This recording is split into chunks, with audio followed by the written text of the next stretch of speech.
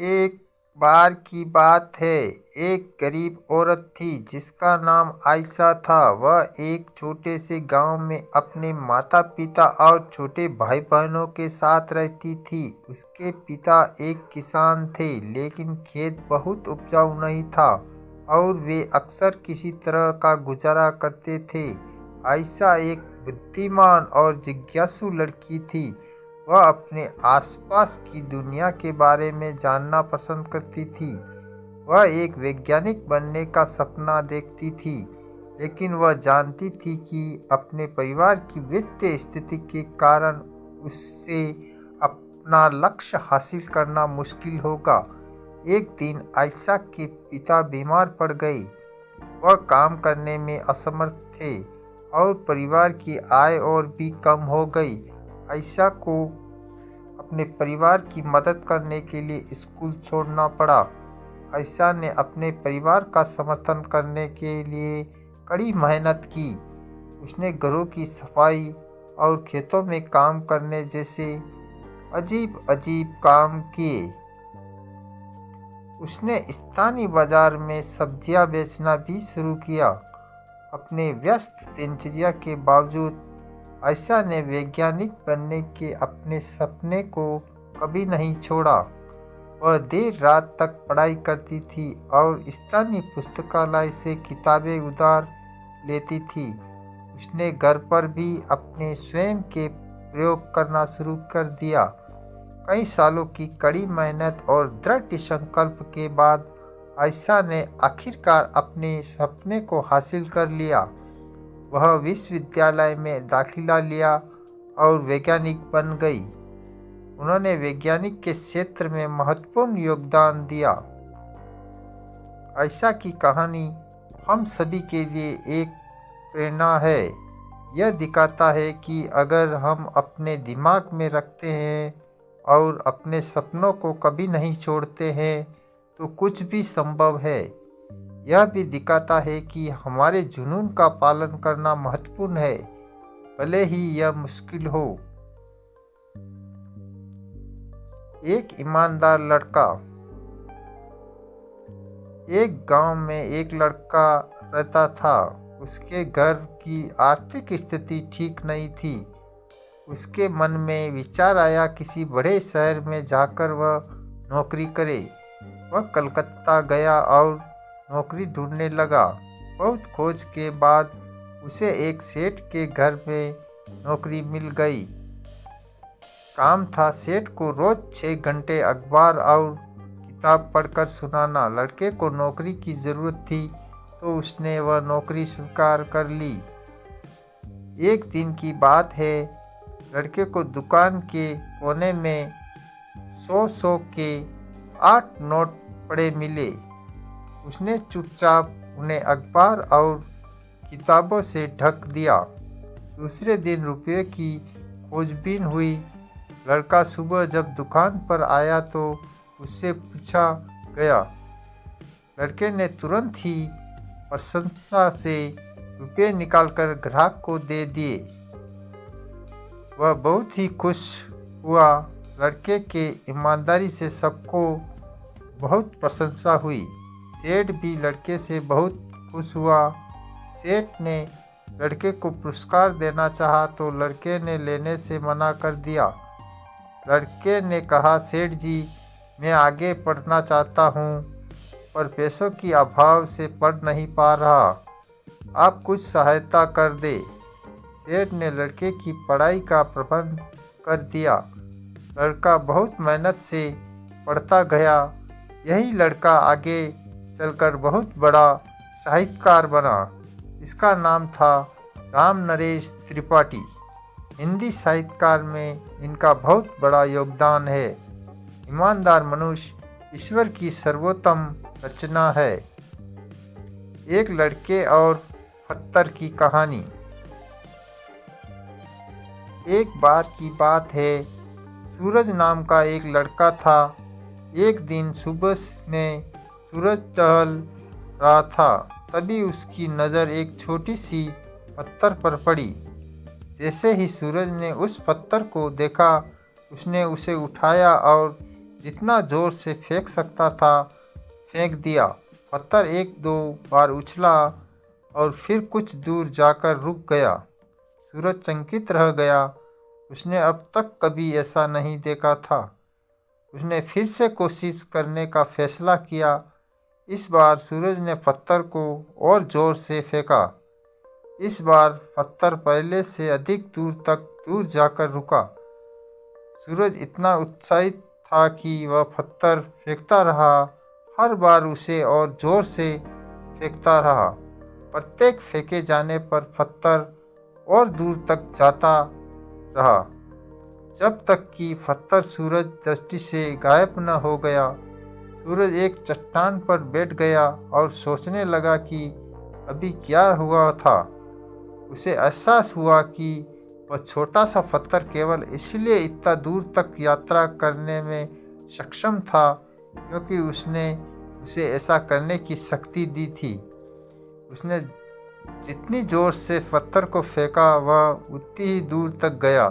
सूरज को एहसास हुआ कि यही सिद्धांत उसके जीवन पर भी लागू होता है। यदि वह महान चीज़ें हासिल करना चाहता है तो उसे खुद को ऐसा करने की शक्ति देनी होगी। उन्हें अपने लिए चुनौतीपूर्ण लक्ष्य निर्धारित करना होगा और फिर उन्हें हासिल करने के लिए कड़ी मेहनत करनी होगी। सूरज ने खुद से वादा किया कि वह अपने सपने को कभी नहीं छोड़ेगा। वह कड़ी मेहनत करते रहेंगे और खुद पर विश्वास करना कभी नहीं छोड़ेंगे। वह जानता था कि यदि उसने ऐसा किया तो वह सब कुछ हासिल कर सकता है जो उसने ठाना है। आप जो भी ठान लोगे उसे हासिल कर सकते हैं, बशर्ते आप खुद पर विश्वास रखें और कभी हार न माने। आप जितनी मेहनत करेंगे उतना ही आगे बढ़ेंगे। अपने लिए चुनौतीपूर्ण लक्ष्य निर्धारित करने से कभी नहीं डरे। खुद पर विश्वास रखें और अपने सपने को कभी न छोड़ें। दिमाग का इस्तेमाल कर पक्ष में करें परिस्थितियाँ। एक शेर जंगल में शिकार पर निकला था। एक लोमड़ी अचानक उसके सामने आ गई। लोमड़ी को लगा कि अब उसे कोई नहीं बचा सकता है, लेकिन उसने हार नहीं मानी और अपनी जान बचाने के लिए एक तरकीब सोची। लोमड़ी ने शेर से कड़े शब्दों में कहा, तुम्हारे पास इतनी ताकत नहीं है कि मुझे मार सको। यह सुनकर शेर थोड़ा अचंभित हुआ। उसने पूछा, तुम ऐसा कैसे कर सकती हो? लोमड़ी ने अपनी आवाज़ और ऊंची करते हुए बोली, मैं तुम्हें सच बता देती हूँ। ईश्वर ने स्वयं मुझे इस जंगल और जंगल में रहने वाले सभी जानवरों का राजा बनाया है। यदि तुमने मुझे मारा तो यह ईश्वर के विरुद्ध होगा और तुम भी मर जाओगे। कुछ देर चुप रहने के बाद लोमड़ी ने कहा, अगर विश्वास नहीं हो रहा है तो तुम मेरे साथ जंगल घूमने चलो। तुम मेरे पीछे चलना और देखना कि जंगल के जानवर मुझसे कितना डरते हैं। शेर इसके लिए तैयार हो गया। लोमड़ी निडर होकर शेर के आगे आगे चलने लगी। लोमड़ी के पीछे शेर को चलते देखकर जंगल के दूसरे जानवर डर कर भाग गए। कुछ देर जंगल में घूमने के बाद लोमड़ी ने शेर से सवाल किया, क्या तुम्हें मेरी बात पर विश्वास हुआ? कुछ देर चुप रहने के बाद शेर ने कहा, तुम ठीक कहती हो, जंगल की राजा तुम ही है। परिस्थितियाँ कितनी भी विपरीत क्यों न हो, हम अपने दिमाग का इस्तेमाल कर उसे अपने पक्ष में कर सकते हैं। हमारा दिमाग प्रोग्राम के आधार पर काम करने वाला कंप्यूटर नहीं है। दिमाग को आउट ऑफ बॉक्स सोचने की क्षमता है। हर समस्या का समाधान तलाशने की ताकत है। ये तभी संभव हो जब वो विपरीत परिस्थितियों में भी अपना धैर्य बरकरार रखेंगे। शार्क और चारा मछली। अपने शोध के दौरान एक समुद्री जीव वैज्ञानिक ने पानी से भरे एक बड़े टैंक में शार्क को डाला। कुछ देर बाद उसने उसमें कुछ चारा मछली डाल दी। चारा मछली को देखते ही शार्क तुरंत तैरकर उनकी ओर गई और उन पर हमला कर उन्हें खा लिया। समुद्री जीव वैज्ञानिक ने कुछ और चारा मछली टैंक में डाली और वे भी तुरंत शार्क का आहार बन गई।